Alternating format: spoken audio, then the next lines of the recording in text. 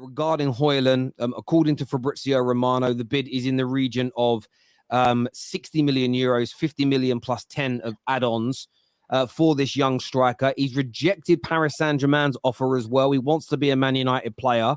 Thoughts on this, bro? Yeah, I think United need a striker. It's well documented that they need a new number 9 up there. Martial's floating around like a bad smell. Been there years, done fuck all.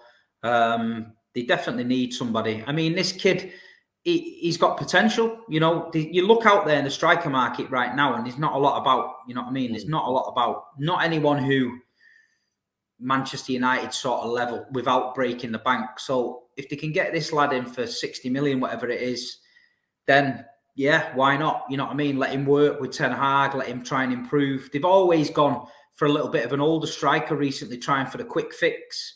It's not really worked. Ibrahimovic was all right, you know what I mean? He did well, his class, but they need someone they can work with. And especially now he's got his goalkeeper in and he's tinkering around, getting his system right. You know, he's only been there a year, you know what I mean? He's one of these managers where it's going to take time. If he gets his striker in, he can work with him and that. Why not? I think he's a good signing. Yeah, they definitely need someone like him, 100%. Mate, I've said it for a few weeks now. Only 9 goals last season, so people are focusing on that without doing any research on him. And the fact that most experts, and I always advocate, read the scouting reports before Man United were linked to him. Because if you go on a Man United website now that's run by a Man United fan, they're going to make him sound amazing. Of course, we understand that. This kid's expected to blow up this year. And I want us to bring him in 50 million euros, so around 40 million pounds as a base fee in 2023 for a very highly rated young striker.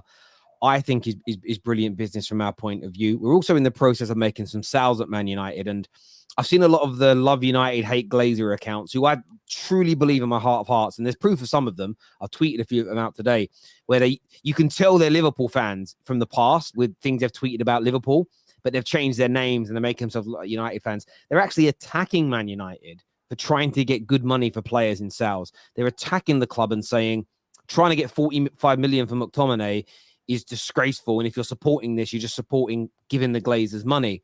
And I sort of sit there and think, these are the same fans who have cried for a decade that we've undersold our players. They're now crying that we're trying to get good quality money. The reason that the Cities and the Chelseas and other clubs can keep spending is because you don't get a lot of money for the players you sell.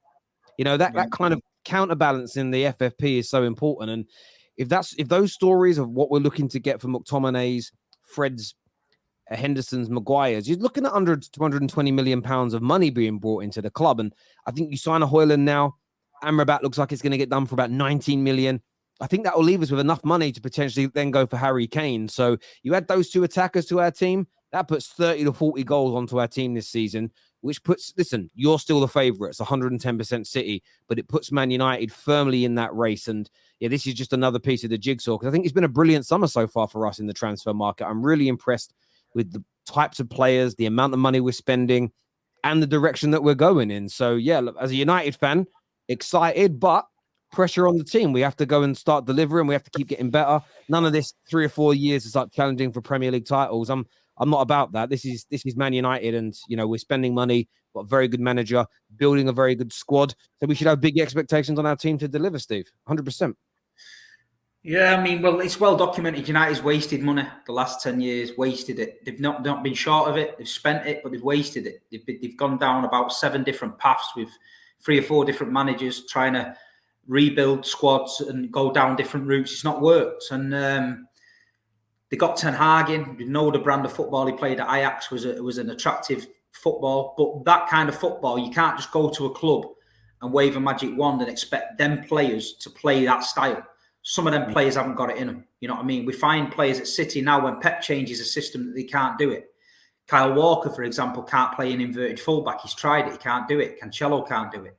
Rico Lewis can. He's 18 years old. He's been in the academy. He's learned it. So Ten Hag with the goalkeeping situation, I keep going on about it. I think that's the big part of the jigsaw for United, the goalkeeping situation. I always said that Man United, if you press them hard enough, you're going to get the ball back within 5 minutes, because it's either going to go to Maguire and he's going to put it out for a throw-in, or De Gea's going to hit it long and give it you back. With Onana, I don't think that happens. I think he's going to be calm. I think the defence will get confidence in him. I think you'll start seeing Man United defenders taking a risk at the back, but it'll pay off in the end. You know what I mean? They might make a few mistakes. You can't panic with it. But the striking situation's important. You know, it's all right playing this fancy football, but if you're toothless up front, nobody cares. You can pass everyone to death, but if you get beat 2-0 because you've missed your chances, then there's no point. So it's great having a goalkeeper. It's great, you know, shoring up the defence and getting the midfield looking with Casemiro and Bruno and that looking all right. But if you've got someone up front that can't finish his dinner, then it ain't going to work. So this kid's young. He's hungry. He's getting a step up from Atalanta, coming to Man United. This is his big chance. And yeah, I mean, I look at the strikers out there, and other than people like Osimhen and Harry Kane, where you've got to go and throw loads of dough at it, it seems reasonable money. So, but when you mentioned Harry Kane, I do believe that there's going to be a twist in the Harry Kane situation. I can see the end of this window, something happening with Kane and him getting out of Tottenham, whether that's Man United, whether it's Bayern Munich, whether it's Chelsea. I can just see Harry Kane late in this window going. Mate, so can I. And listen, it might not be Man United. I hope it is, but I was just doing the maths on it earlier today and going back and looking at what a lot of what the credible journalists were saying 3 or 4 weeks ago. They were saying United have about 150 million pounds to spend. And then you start looking at the transfers and the total costs, and not the add-ons and the bonuses, because they're not being paid this year. The total, Man United had around 150 million pounds to spend this summer. When you start adding it up, 42 for Onana, 42 million for Rasmus Højlund, 55 million for Mount, and this sort of 20 million fee for Amrabat, I think we're bringing in 4 top quality players at different stages of their careers for around that 150 mark. We're then looking around about 100 to 120 million pound of sales. Now, Man United haven't ever. I've gone back to 2009. We have never, if we sell these players for these prices, it's the most amount of money we've ever made in any summer for selling players. We made and by the way, the biggest summer we ever had in terms of raising funds was actually the summer we sold Ronaldo in 2009 for 95 million. Every other, we had a decent summer when Di Maria left. Pretty decent when Lukaku left, but it was because of those fees. Outside of that, it's pitiful the value that we sell people on for. If we raise 100 million even for the sale of those individuals, that is the money that I believe we'll use to go in for Kane. Whether we land him or not is another debate, because Bayern Munich are very confident they can do it. But that's what we need to be. And if we do that, I'll be so impressed. And I don't like to praise the way Man United are run or how we operate and do business, because it's been done poorly for so long. However, when you see it operating in the correct way, I can't just sit there and ignore it and be and like pretend to still be annoyed and have like fake anger. That is what I've been asking for, and I've said for a long time, I don't think we'll ever be successful again with the Glazers owning us unless they completely change the way the football club is operated. And right now, just the way we're doing things in the transfer market, I'm impressed with. And there's loads of other areas that still need to improve, and I'm not protecting them and saying the club has completely changed. It hasn't. I'm still very fearful that in 12 months, 18 months time, they could pull the rug from under the manager's feet, stop us from spending. I still think training facilities need to be improved. The state, all of that still needs to happen. But there are isolated areas where I can clearly see us working better. So yeah, I'm very happy. And I do think Harry Kane is achievable for Man United. And I think if we get him, like I said earlier, he scores 25 to 30 goals in the league for Man United next year. Højlund comes in and has 10 to 15 goals. You add 30 or 40 goals to Man United, we're in the title race. That's, in my personal opinion, that's going to generate 15 plus more points for us. Without a shadow of a doubt in my mind, it is. Defensively, we were very good outside of 2 or 3 games where we hemorrhaged lots of goals. But outside of that, we actually had more clean sheets than anybody else in the league. So we know we can do it. You create a better midfield with Amrabat and Mount joining. You have a better goalkeeper, which, as you said, stops the press. Man United become a far more potent and dangerous opposition. However, I still say City and I still say Arsenal, as of right now, should be seen as favourites ahead of us. But I think we'll join that party if we bring those signings in. So, yeah, for me, and I love what Twisted Bubba says here. He says hypothetical FC.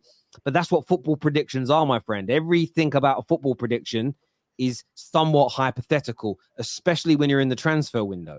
So yes, you are right. And if we get rid of hypotheticals and if buts and maybes, you're killing 85%, 90% of all football conversations ever. So yes, it definitely exists. And yeah, I do believe that Højlund can get 10 to 15 goals next season. There's no doubt about that in my mind. Top class player. So yeah, you can laugh all you want, but you're not providing me with any kind of counterbalance or argument or debunking what I'm saying. You're just laughing. That's not an argument. That means shit. I can't debunk what he says. So thank you, but nice try. Anthony says, worst bias take ever. I mean, calling me of all people bias is weird. With the way I praise so many other teams and so many other clubs, to call me bias is very strange in my opinion. But there we go.